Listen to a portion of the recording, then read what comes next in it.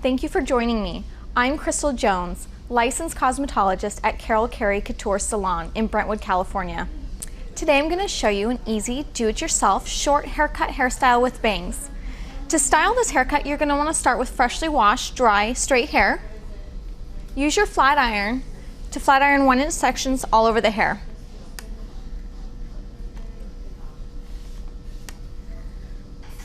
You're then going to want to use a product like Red Can Rewind texturizing paste to add definition and texture to the ends of the hair.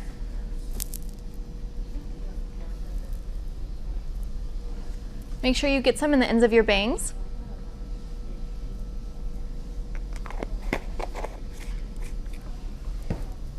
Then use a medium hold hairspray to add lift and hold all over.